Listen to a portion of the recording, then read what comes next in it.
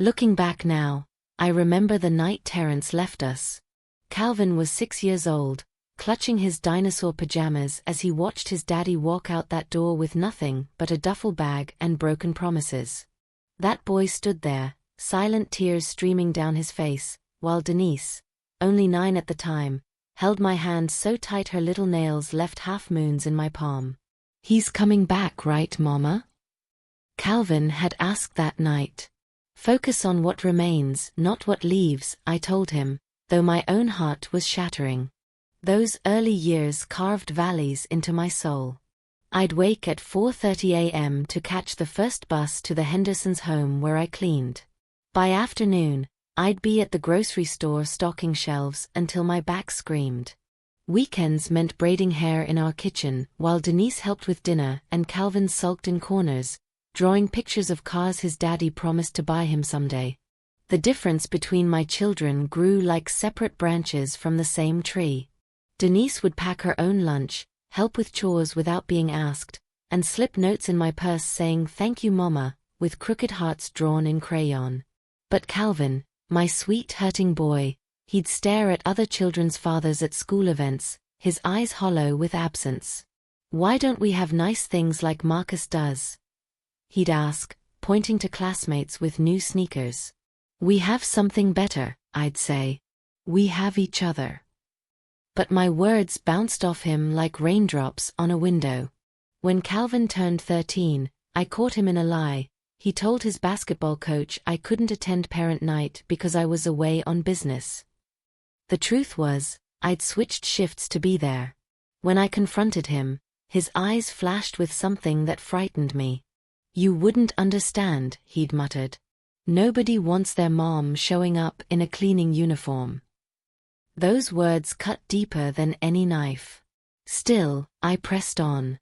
Every dollar I earned went into 3 jars: bills, food, and education. The education jar might have been the smallest, but it was sacred. No matter what, I never touched it. By the time Calvin got accepted to Emory, that jar had become 5 credit cards maxed out in my name. My credit score was in shambles, but my son would wear a cap and gown. That's all that mattered. Denise saw the cost. "Mama, you can't keep killing yourself for him," she'd say. "He doesn't even see what you're doing." "He will someday," I'd respond. "Some lessons take longer to learn." But instead of gratitude, Calvin's success only widened the gap. Each accomplishment became a rung on a ladder climbing away from me. Each new friend from a wealthy family was another reason to keep me at arm's length. Then came Simone Walker. The first time I met her parents was at a restaurant so expensive they didn't even print prices on the menu. Mrs. Walker wore pearls that glowed like they'd been harvested from the ocean that morning. Mr. Walker had that easy confidence of a man who's never worried about a bill in his life. "So, Loretta," Mrs. Walker had said, swirling her wine glass delicately, "Calvin tells us you're in property management?" My son's eyes pleaded with me across the table. Property management. Not housekeeping. Not retail. A fancy term for the work that had put food in his ungrateful mouth. "Something like that," I'd answered, watching relief flood Calvin's face. After dinner, as we walked to the parking lot, Calvin hung back with Simone while I walked ahead. The night air was warm, carrying voices clearly. I wasn't trying to eavesdrop, but some things are meant to be heard. "What are we going to do about your mother at graduation?" Simone whispered. "Daddy's invited the chancellor to our reception. We need to handle the mother situation carefully." My son's response froze my steps. "Don't worry," Calvin said. "I've already told her to tone it down. She knows her place." My place. After everything, that's what I'd become to my son. A situation to handle. A problem to solve. Want to know what Calvin didn't realize about his mother? Subscribe now for more untold family stories that will leave you speechless. Family betrayal strikes deepest when it comes from the child you sacrificed everything for. My own blood tried to use me as his shame. The phone rang at 6:43 on a Tuesday morning. I was already up, making coffee in my small kitchen, the same one where I'd spent countless nights helping with homework, counting pennies, and praying for strength. When I saw Calvin's name flash across my screen, my heart jumped. My son barely called these days, not since he'd started running with those wealthy folks over at Emory University. "Hello? Calvin, baby, is everything all right?" I answered, wiping my hands on my apron. "Ma." His voice was tight, controlled. Not the voice of the boy I raised, but the man he'd become. A man I barely recognized anymore. "I'm graduating next month. Got my master's degree." Pride swelled in my chest, pushing against the walls I'd built to protect myself from his growing coldness. "Baby, that's wonderful. I'm so proud." "I need you to come," he cut me off. "Simone's family will be there. The Walkers. It would look strange if my own mother wasn't present." My hand froze on the coffee pot. Not "I want you there, Ma." Not "I couldn't do this without you, Ma." But it would look strange. Like I was an obligation. A box to check. "Of course I'll be there," I said softly. "Wouldn't miss it for the world." There was a pause, heavy with what wasn't being said. "Ma, just, when you come, try to keep it simple, okay? Mrs. Walker, she's very particular about appearances. Nothing too, you know." "Nothing too what? Too loud? Too black? Too reminder of where he came from?" "I understand," I said, though my throat tightened around the words. After we hung up, I sat at my kitchen table, staring into my coffee mug. The reflection that looked back at me wasn't the woman who had cleaned other people's homes for 20 years to put that boy through school. It wasn't the woman who had gone hungry some nights so Calvin could have new shoes for basketball tryouts. It was just an old woman with tired eyes. Before we proceed deeper into the story, kindly subscribe as your way of supporting Loretta's story. My name is Loretta Johnson. For 38 years, I've carried the weight of raising 2 children alone after their daddy decided that freedom looked better than responsibility. My daughter Denise grew up understanding the value of sacrifice. But my son Calvin, that boy spent his life reaching for things just beyond our grasp. When Calvin got that scholarship to Emory, I thought the Lord had finally seen my struggle. I didn't know then that education would build a wall between us, brick by brick, degree by degree. I didn't know my son would learn to see me through other people's eyes. The Walkers came into the picture during Calvin's 3rd year. Simone Walker with her silk-straight hair and summer homes. Her daddy owned half of Atlanta, seemed like. The first time Calvin brought her to dinner, he spent the whole evening watching me, watching my hands, my speech, the way I served the food, like he was seeing me for the first time and didn't much care for the view. After that dinner, the visits slowed, then stopped. Our calls got shorter. My son was becoming a stranger, and I knew exactly why. The graduation invitation sat on my countertop for 3 days. I'd pick it up, trace my fingers over the gold-embossed letters, then set it back down. Each time, the hurt cut a little deeper. Then came the text, "Ma, don't forget what we talked about. The Walkers are bringing their whole family. Just blend in, please." Something inside me broke loose that night.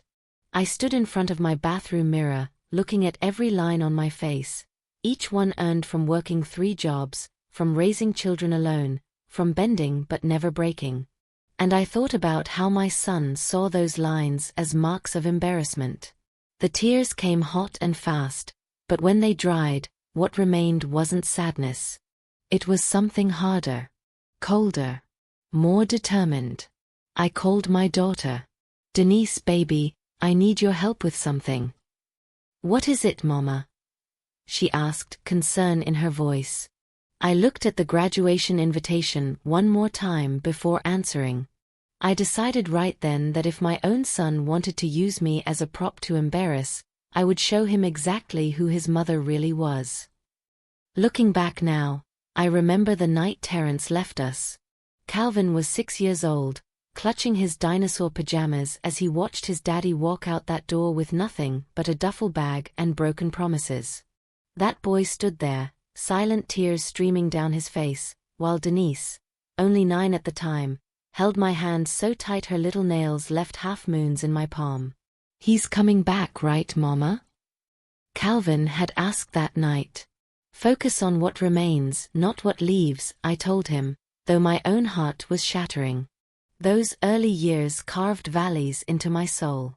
I'd wake at 4:30 a.m. to catch the first bus to the Hendersons' home where I cleaned.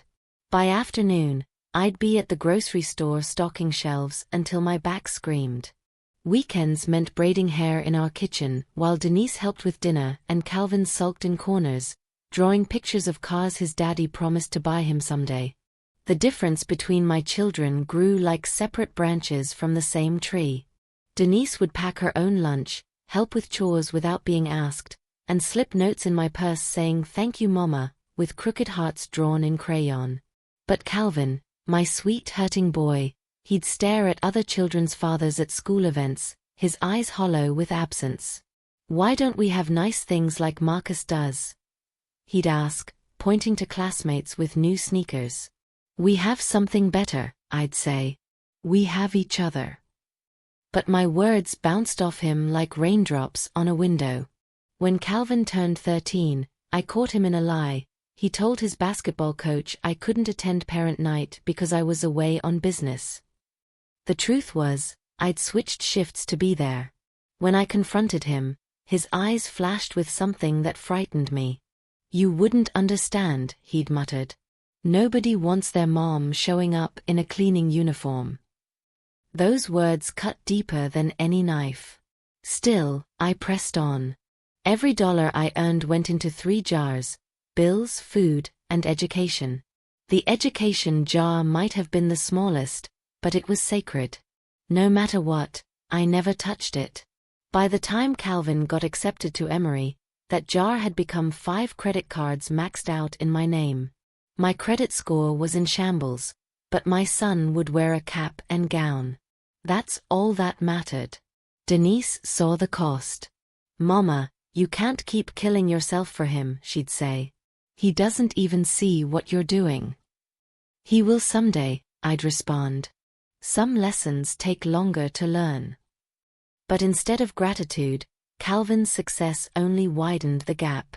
Each accomplishment became a rung on a ladder climbing away from me. Each new friend from a wealthy family was another reason to keep me at arm's length. Then came Simone Walker. The first time I met her parents was at a restaurant so expensive they didn't even print prices on the menu. Mrs. Walker wore pearls that glowed like they'd been harvested from the ocean that morning.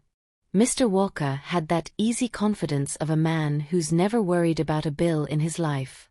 "So, Loretta," Mrs. Walker had said, swirling her wine glass delicately, "Calvin tells us you're in property management?" My son's eyes pleaded with me across the table. Property management. Not housekeeping. Not retail. A fancy term for the work that had put food in his ungrateful mouth. "Something like that," I'd answered, watching relief flood Calvin's face. After dinner, as we walked to the parking lot, Calvin hung back with Simone while I walked ahead. The night air was warm, carrying voices clearly. I wasn't trying to eavesdrop, but some things are meant to be heard. "What are we going to do about your mother at graduation?" Simone whispered. "Daddy's invited the chancellor to our reception. We need to handle the mother situation carefully." My son's response froze my steps. "Don't worry," Calvin said. "I've already told her to tone it down. She knows her place." My place. After everything, that's what I'd become to my son. A situation to handle. A problem to solve. Want to know what Calvin didn't realize about his mother? Subscribe now for more untold family stories that will leave you speechless. The morning after that dinner, Denise came to my house unannounced, her face tight with anger. She slammed her purse down on my kitchen table and pulled out her phone.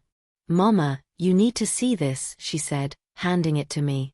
It was Calvin's social media page, something I rarely checked. There he was, arm around Simone, surrounded by the Walkers at their lake house. The caption read, "Grateful to the people who made me who I am today. Family is everything." Family. The Walkers. Not his mother who went hungry so he could eat. Not his sister who defended him when neighborhood kids teased him about his second-hand clothes. "There's more," Denise said, taking the phone and scrolling to another post from months earlier.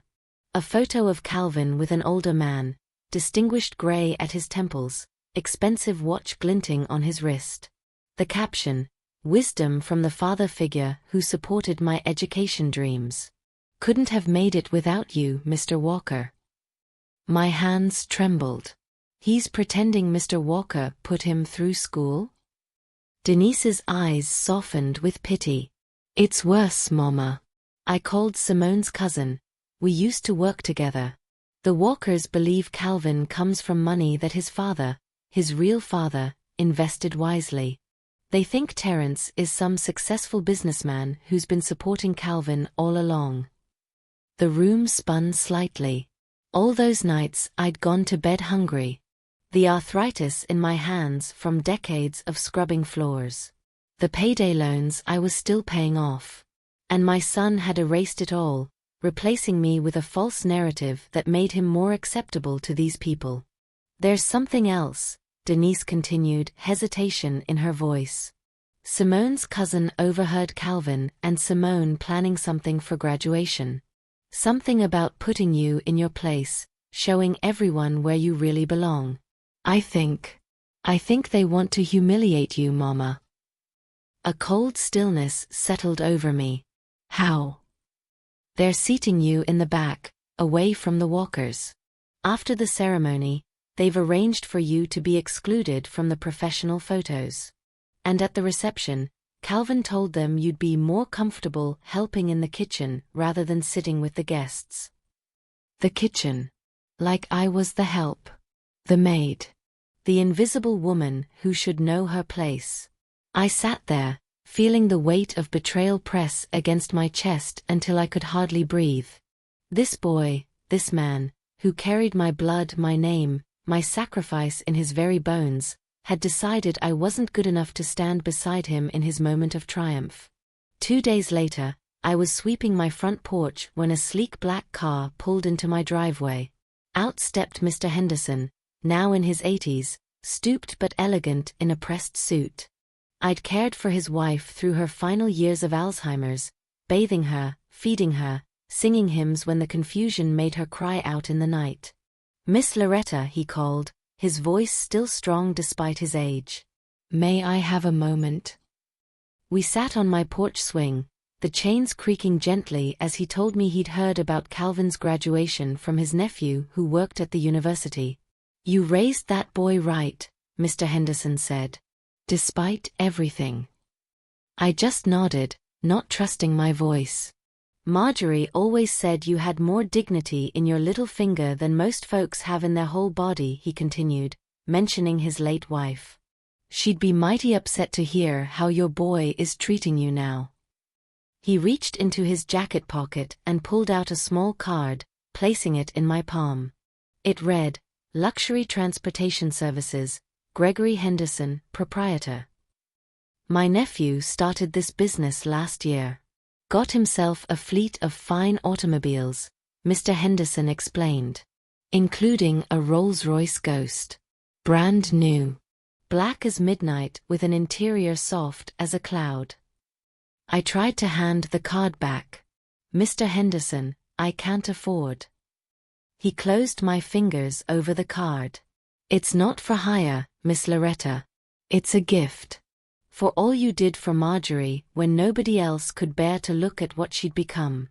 That car will be here on graduation morning, with a driver, to take you wherever you need to go." Tears welled in my eyes. I don't know what to say. Say you'll show them exactly who Loretta Johnson is, he replied, patting my hand. Not who they think you should be. After he left, I sat there holding that card, torn between a mother's endless love and a woman's hard-earned dignity. Calvin was still my son. My blood. But he had crossed a line that couldn't be uncrossed. That night, I called Denise again. I've been thinking, I told her, about Calvin's graduation. Please tell me you're not going, Mama, she said. After what they're planning? I looked at Mr. Henderson's card on my coffee table. Oh, I'm going all right.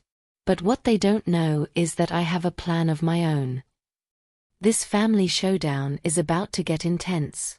Subscribe now to see how Loretta turns the tables on those who underestimated her.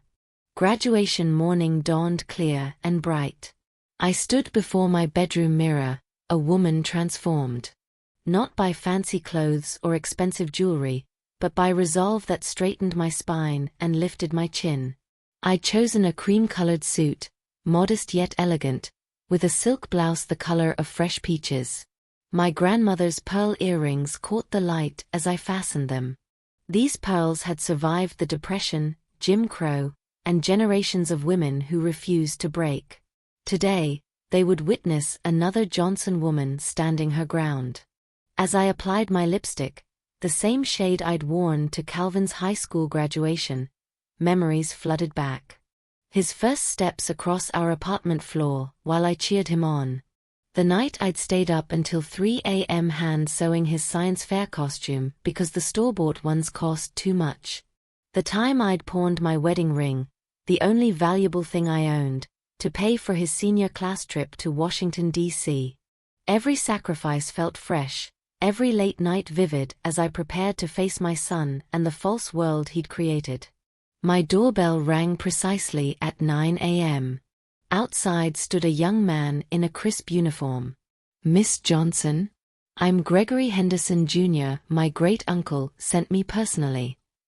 He gestured toward the street where it waited, the Rolls-Royce Ghost, gleaming in the morning sun like a panther ready to pounce. Are you ready, ma'am? For a moment, doubt clouded my resolve.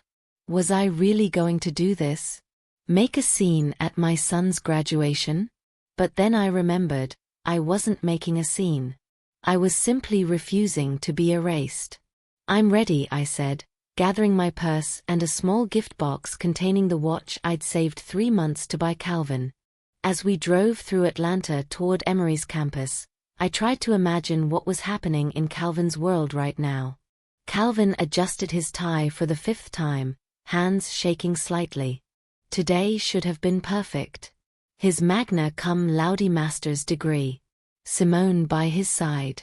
The Walkers, his future in-laws, impressed with every accomplishment, every connection he'd made. But his mother complicated everything. She was a living reminder of the past he'd worked so hard to escape. The tiny apartment. The second-hand clothes. The nights he'd lain awake listening to her count coins at the kitchen table. He checked his phone. No messages. Had she received his instructions about sitting in the designated area? Away from the Walkers? Would she remember not to mention her jobs, her struggles, the truth of their life together? Simone approached, radiant in designer clothes, and kissed his cheek. Ready, babe? Daddy's saving seats up front. Has my mother arrived? Calvin asked, trying to sound casual. Simone's smile tightened almost imperceptibly. Not yet. Don't worry, we've arranged everything just as we discussed. Relief washed over him, quickly followed by shame. Then anger at himself for feeling ashamed. Then justification.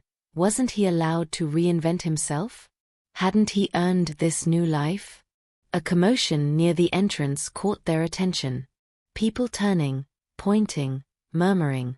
Calvin felt a prickle of unease. The Rolls-Royce glided to a stop at the main entrance to the ceremony. Students and families turned to see who would emerge. These moments had a strange, suspended quality, like the whole world was holding its breath. Gregory opened my door and extended his hand. "Show them who you are, Miss Johnson," he whispered. I stepped out, feeling the sun warm on my face, feeling the weight of eyes upon me. Some curious, some envious, some admiring. I nodded graciously to onlookers as I'd seen Mrs. Walker do, then walked with measured steps toward the ceremony area. I spotted them immediately, the Walker family clustered together near the front row, Calvin and Simone standing close by. My son's back was to me, but I could read tension in his shoulders as people began to nudge him, gesture in my direction. When he finally turned, the look on his face when that ghost pulled up, it wasn't just shock, it was fear. Fear that the carefully constructed world he'd built was about to collapse. And in that moment, despite everything, my heart broke for him all over again. The confrontation you've been waiting for is about to unfold. Subscribe now so you don't miss how Loretta handles what comes next. The usher guided me to my seat, in the back row, far from where the Walkers sat clustered like royalty. I smiled and shook my head. "I believe there's been a mistake," I said, my voice warm but firm. "My son is Calvin Johnson, graduating magna cum laude today. I'll be sitting closer to the front." Confusion crossed the young usher's face. "Ma'am, I was specifically told." "I understand," I interrupted gently. "But plans have changed." I made my way to an empty seat just 2 rows behind the Walkers, nodding politely to those around me. The ceremony was beautiful. Sunshine streaming through oak trees, proud professors in their academic regalia, families buzzing with anticipation. Despite everything, my heart swelled watching those young people prepare to step into their futures. When Calvin's name was called, I stood. Clapped until my hands hurt. Watched my boy, my son, walk across that stage with his head held high, his tassel swinging with each confident step. In that moment, I felt nothing but pride. This was what all those long nights were for. All those extra shifts. All those sacrifices that hollowed out my body but filled my soul. As the ceremony concluded, families flowed together like rivers finding their tributaries. I moved purposefully toward Calvin, who stood frozen between the Walkers and me, 2 worlds colliding. Mrs. Walker reached him first, air-kissing both cheeks. "Darling, magnificent. Just magnificent." Mr. Walker clapped him on the back. "Son, you've made us proud. Just like your father said you would." Calvin's eyes darted to me, panic evident. I approached with measured steps, cream suit catching sunlight, pearls gleaming at my ears.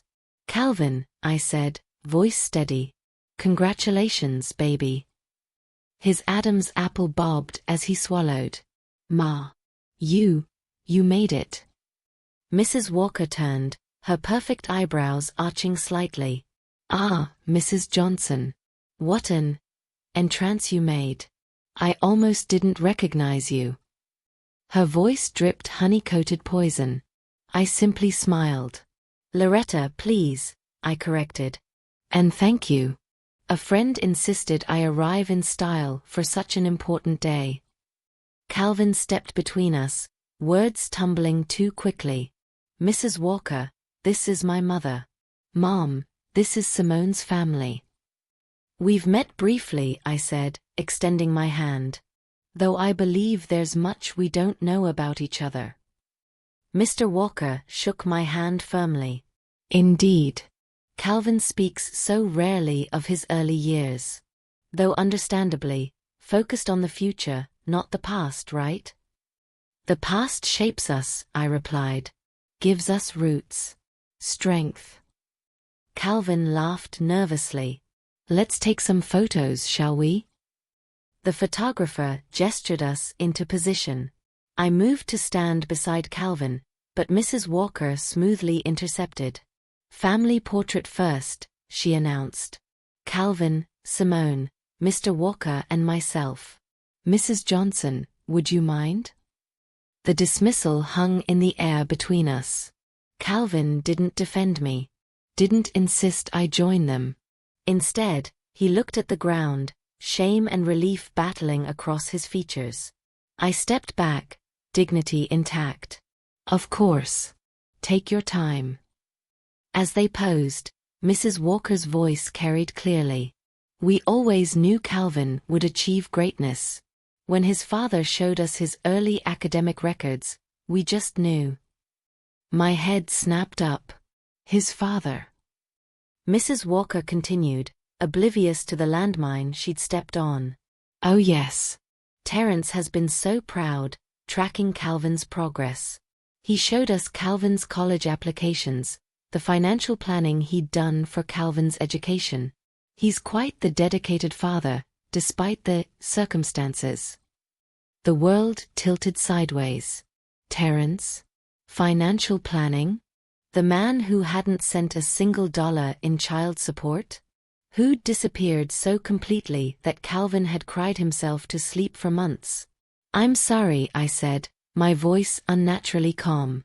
Did you say Terence has been involved in Calvin's education? The group fell silent. Calvin's face drained of color. Mr. Walker frowned slightly. Well, yes. Calvin told us his father managed his college fund. Quite successfully, I might add. A laugh escaped me, sharp and disbelieving. Is that right? Calvin stepped forward, desperation in his eyes. Mom, please. Tell them, Calvin, I said quietly. Tell them who put you through school. Who worked 3 jobs so you could have test prep books. Who took out loans she's still paying off. Simone turned to Calvin, confusion clouding her perfect features. Calvin? What is she talking about? Nothing, he insisted. She's exaggerating. Dad helped. Your father left when you were 6 years old, I stated flatly. Never paid a dime of child support.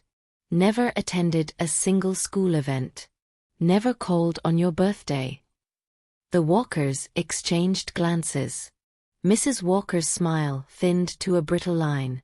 Surely that's not, she began. Every penny for this man's education, I continued, my voice rising slightly, came from my sweat. My labor. Cleaning houses. Stocking shelves at night. Braiding hair on weekends. Not some mythical college fund. Not his absent father. The truth hung in the air like a thundercloud. Calvin's breathing grew rapid, shallow. Sweat beaded on his forehead despite the mild temperature. You're ruining everything, he whispered. And then it happened. His knees buckled. His body swayed. His eyes rolled back. Before anyone could react, my son collapsed onto the manicured grass of Emory University, the institution his lies had been built to impress. People scattered, shouting for help. I knelt beside him, maternal instinct overriding everything else, checking his pulse, his breathing. Simone crouched opposite me, her designer dress gathering grass stains she didn't seem to notice. He's breathing, I confirmed, relief washing through me. Call an ambulance. Within minutes, paramedics arrived. As they loaded my son onto a stretcher, Simone's eyes met mine across his unconscious form. Something shifted in her gaze, a veil lifting. Mrs. Johnson, she said quietly as the paramedics secured Calvin. There's more to this story. Much more than you know. As they loaded my son into the ambulance, Simone turned to me with eyes that said she knew something I didn't. The truth always finds a way to the surface. Subscribe now to discover what secret Simone has been keeping about Calvin. Hospitals have a way of stripping people bare. Under harsh fluorescent lights, with the antiseptic smell burning your nostrils, pretenses fall away. We're all just human, all just flesh and bone and fear. Calvin lay in the hospital bed, monitors beeping steadily beside him. The doctor had explained he'd suffered an anxiety attack coupled with vasovagal syncope, fancy words for his body shutting down under extreme stress. He'd regained consciousness in the ambulance but remained groggy. I sat beside him, watching his chest rise and fall, this child I had carried beneath my heart for 9 months. How had we ended up here? Not just in this sterile room, but in this maze of lies and shame where we couldn't recognize each other anymore? Denise arrived breathless, having driven straight from work when I called. "How is he?" she asked, her hand squeezing my shoulder. "Physically? He'll be fine," I answered. "Otherwise? I don't know anymore." Calvin's eyes fluttered open.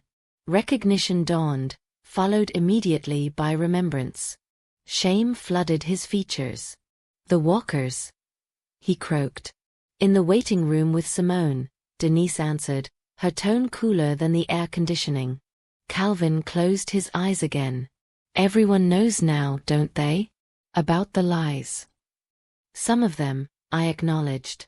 "Though Simone seems to think there's more to the story." Before he could respond, the door opened.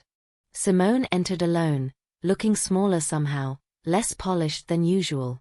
She nodded to Denise, then focused on me. "Mrs. Johnson," she began, "can we talk? There are things you should know." Denise stood protectively. "Haven't you people done enough?" Simone's composure cracked. "It's not what you think. Please." I studied her face, young, beautiful, but troubled. "Denise, give us a moment." My daughter left reluctantly. Simone took her vacated chair, hands twisting in her lap. "Calvin didn't lie to impress my family," she said quietly. "He lied to protect you." My skepticism must have shown, because she continued quickly. "The Walkers aren't who you think they are," Simone explained. "Yes, they have money. Yes, they have influence. But they built their fortune exploiting people exactly like you, hard-working people who clean their homes, tend their gardens, raise their children." She leaned closer, voice dropping. "My father has a reputation for finding talented young people from challenging backgrounds. He offers mentorship, connections, sometimes even financial support. But there's always a price." "What price?" I asked, dread pooling in my stomach. "Information. Access. Loyalty above all else. The Walkers collect people, Mrs. Johnson. They use them, shape them, control them. Calvin figured it out about 3 months after we started dating." I glanced at my unconscious son, pieces falling into place.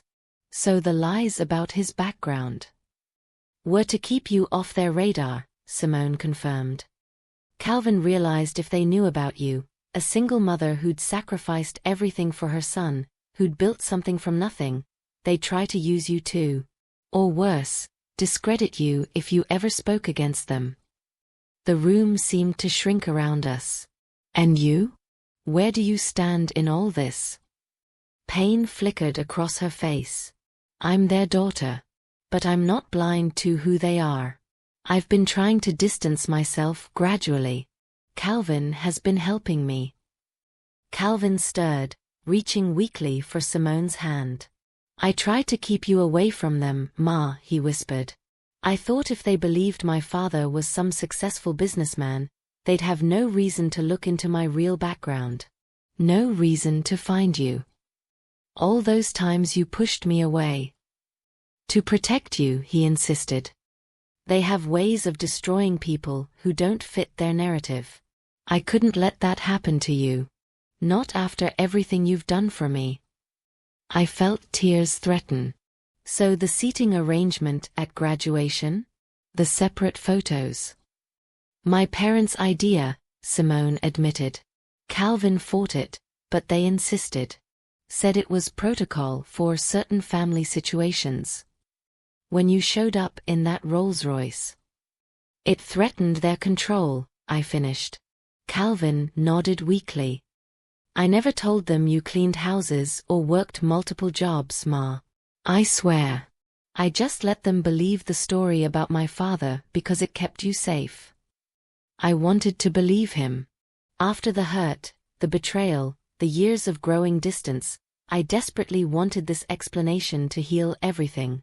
But something didn't quite fit. If you were protecting me, I asked slowly, why did you tell me to tone it down for graduation? To know my place. Calvin's expression crumpled. Because I knew they were watching. Measuring. I thought if you played along for just one day, just long enough for me to graduate and get some distance, we could all walk away safely. And the collapse? What caused that? Calvin exchanged a look with Simone before answering. Mrs. Walker whispered something to me, right before I fell. Something meant only for my ears. What? I pressed. His voice shook as he replied. She said they'd found Terence. My father. Said they'd brought him to Atlanta to reunite us after graduation. Said it was their gift to me. I felt the blood drain from my face. Terence? Here? What Calvin said next changed everything I thought I knew about why he'd been pushing me away. The truth is more complicated than it seems. Subscribe now to understand the Walker family's true motivations and how far they'll go to maintain control. The hospital room door swung open. Mr. and Mrs. Walker swept in like royalty entering a commoner's cottage, all forced smiles and calculated concern. Calvin, darling, Mrs. Walker cooed. We've been so worried.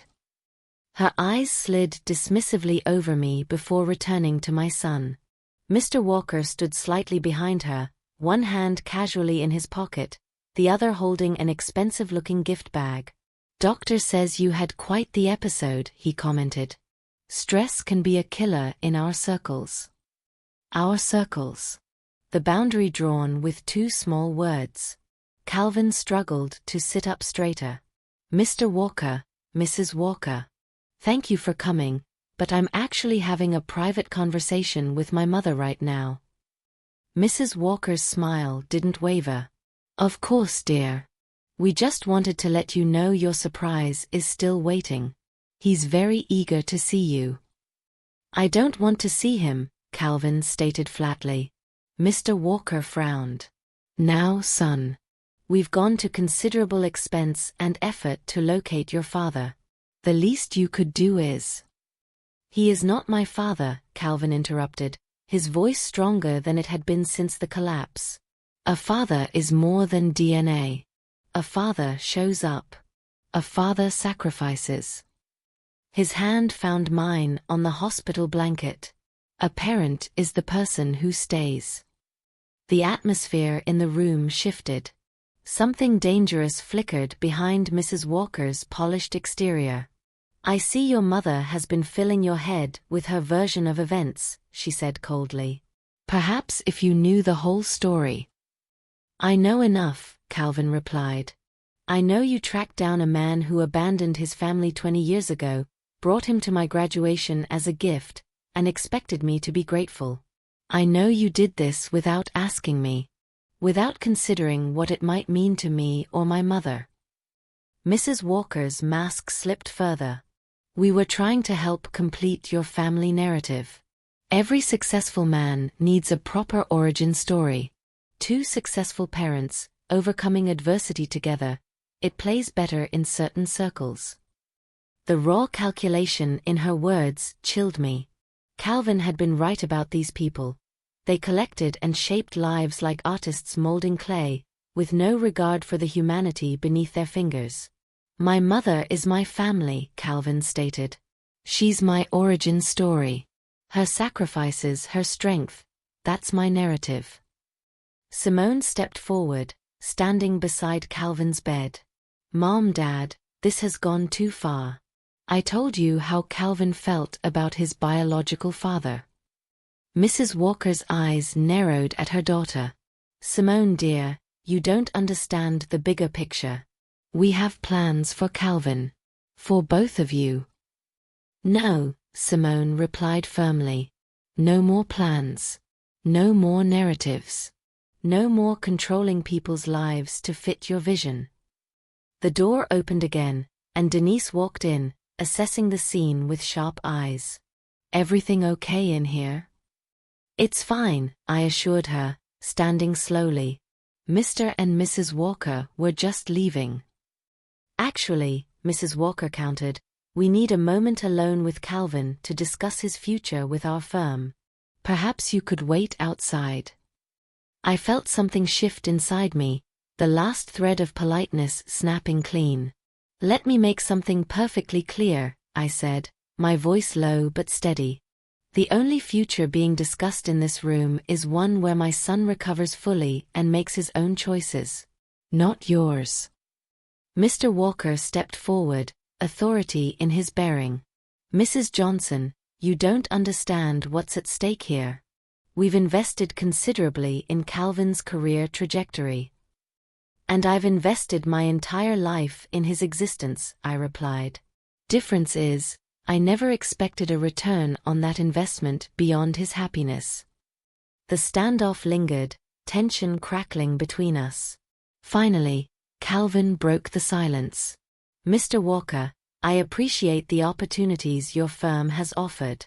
But I'll be tendering my resignation, effective immediately. Mrs. Walker gasped. Don't be absurd. You can't throw away everything we've built because of some emotional family drama. Calvin smiled, a real smile that reached his eyes. That's where you're wrong. Family isn't drama. It's foundation.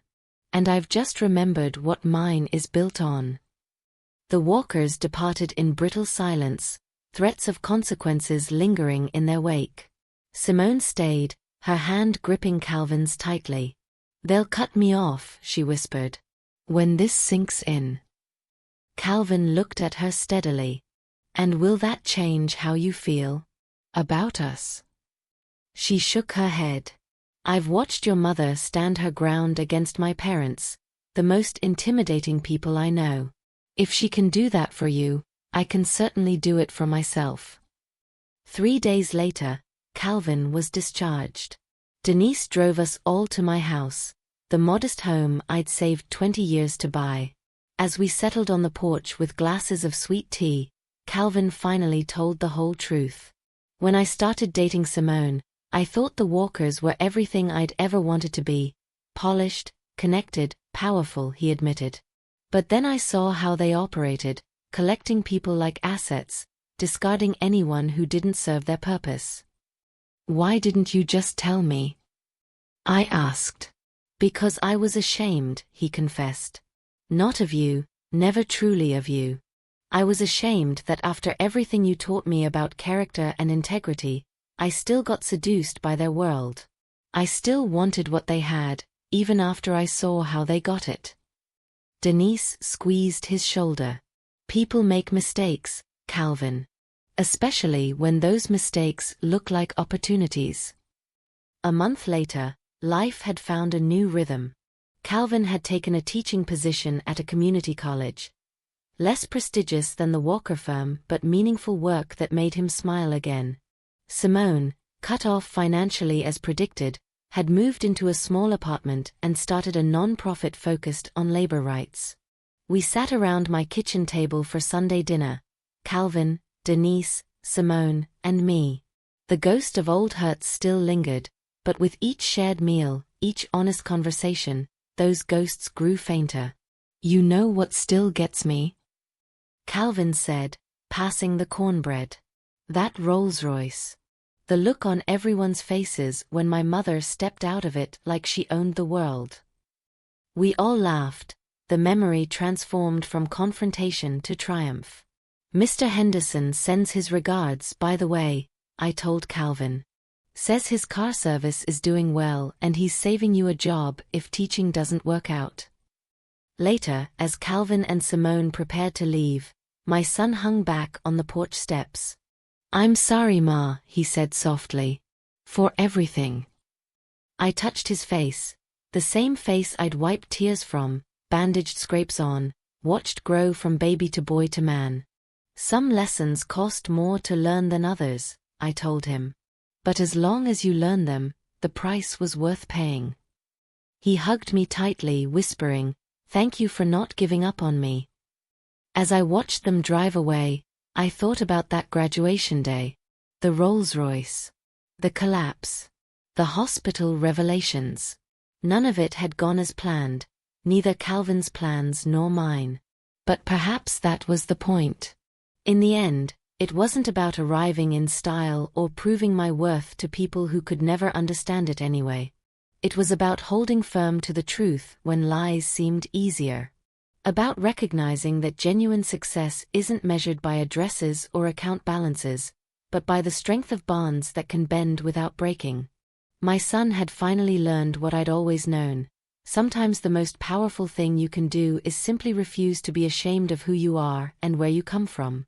Because your roots don't define your height, but they sure do determine if you'll stand strong when the wind blows. If this story touched your heart, subscribe now for more stories about family, truth, and the courage to stand your ground.